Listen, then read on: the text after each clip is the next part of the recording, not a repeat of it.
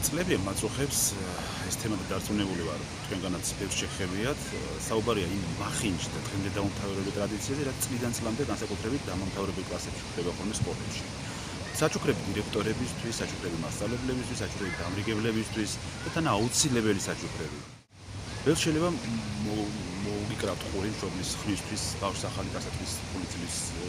უშოვე და საჩუქრისთვის ფული მართლა აღარ მაქვს ეს დანამელი რას მიიღებს პასუხად როგორ ფიქრობთ თანაგრძნობას არა რა თქმა უნდა პუტუნს ირონიას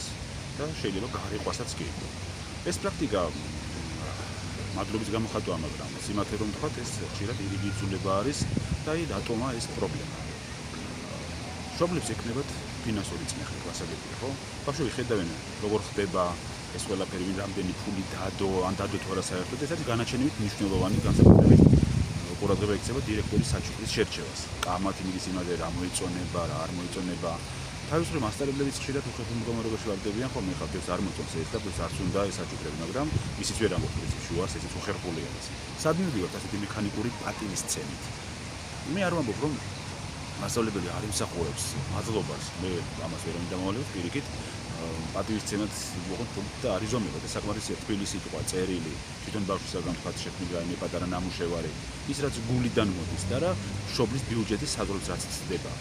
თუ არ შევაჩერეთ ეს პრაქტიკა მომავალშიც თუ ვასწავლეთ ბავშვებს რომ ადამიანის დაფასება მხოლოდ მატერიალური ხდება ამით ვერაფერს ვერ მივიღებთ ეს ხო სწორედ ღირებულებების წინააღმდეგაა თუნდაც რასაც სკოლაში უნდა ვასწავლეთ ყოველ შემთხვევაში დროა მშობლებმაც ხმამაღლა ვთქვათ არა სავალდებულო საჩუქრებს არა ზეწოლას და შერწყმას და დაბულინგებას ამის გამო დავიბრუნოთ მადრიელის ნამდვილი არსი უწრფელი ადამიანები და თავისუფალი